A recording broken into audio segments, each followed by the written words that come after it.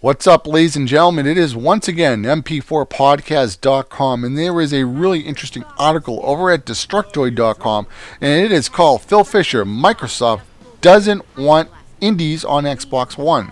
Now, if you guys who aren't familiar with Phil Fisher, he's the guy that made Fez, which is a really popular platformer, 2D, 3D type of funky side-scroller adventure game, I guess. This guy made a really good indie game. It was on Xbox 360. I think Microsoft should listen to the indie developers. I really think they should. Let me give you a breakdown of how things sometimes go through people's minds when they decide to buy a console. Do they go with the Xbox One or do they go with the PlayStation 4? Alright? There's a lot of YouTubers here who make great content. A lot of them even play indie games now. Alright, they play them on Steam or they play them on iOS or Android. There's two really, I would say maybe three that I actually know of. Well, maybe two. There's Northern Lion, who has a channel probably running around 200,000 subscribers or so, and all he pretty much does is review indie games. Now, he does review big titles, but only if he has an interest in it. He primarily sticks to indie titles. Here is a kid who has built a whole entire channel off of indie games, and he is making a living off of this, okay?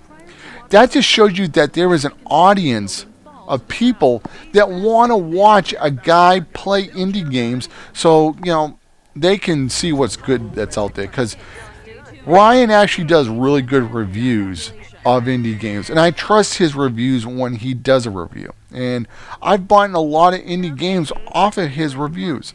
Now, there is another guy called Mark, if I can pronounce his name right, Mark Plyer. He's a little bit different. He's not really a reviewer. He kind of like does Let's Plays with a face cam, and he plays horror games, and he goes a little crazy when he gets scared and so on. But he has latched onto something that has made him extremely popular, which is indie games. These little, like these horror games. I guess they're not really long. Maybe they're a couple hours or so on. And there's games like Slender Man. They're huge on YouTube, all right? And the reason why people love indie games is because anybody can have a vision. No matter what the vision is, you can go out and make it for the PC. Nobody's going to tell you, you can't put this game out here, blah, blah, blah. You have an open platform on the PC. If Steam says no to it, guess what? You still have a choice in putting your game on the internet. You can put it on your own website. And if people start playing it and word gets around, a lot of games will get greenlighted on Steam because, they're popular and so on. They'll get on the store or whatever. iOS, there's a lot of great indie games on iOS. I mean, it's a little harder to get games on iOS. It's not like really hard, but apps have to be approved by the Apple staff. There is a little bit of a downside of that somebody has to approve your application, and they can either give it a nay or a yes. And when they give your app a nay or a no, they don't really tell you what's wrong about your game or your app and why they don't like it. They just don't approve it. That's one of the problems I have with iOS, because I've heard nightmares about iOS, and I've even heard that people have maybe just changed a small little button or something. They didn't really even change the app, and a couple weeks later they resubmit it and it gets approved by the Apple staff. So it's kind of up to somebody at Apple if they like it. It's kind of like going to a movie. It's like, yeah, I like it, I don't like it, and whatever. It's kind of like that. But on Google Play, you can just submit your game directly to Google Play, and within a second, once you upload it, anybody can buy your game. That's where the PS4 is going to do really good with this, when it gets to this console war, where people are going to be playing these great indie games. They're going to be making Let's Plays and all this other stuff. It's like, hey, how can I play that? Oh, you can play it on the PlayStation 4, or you can play it on the PC, or, on a tablet or a touch device or something like that. But you can't play it on Xbox One.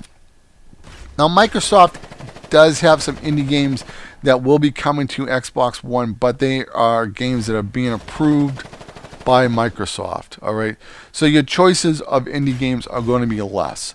One of my favorite games that I own on Windows, I own it on Android, I own it on iOS, I even own it on Amazon Kindle, even though that's another Android ecosystem, is a game called Gunman Clive. Every time I see this, the only version I actually don't own is the 3DS version, which I just haven't gotten around to buying. But it's a cheap game. It's like $2.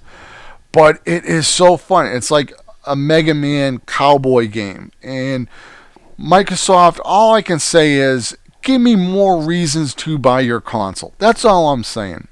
And I'll leave a hashtag if you guys want to tweet it out or something like that to Microsoft, see if they can get them to change their mind. But anyway, guys, this has been mp4podcast.com. Let me know what you guys think in the comments below about this issue. So once again, I'm signing out. And subscribe to the channel if you're new. Later.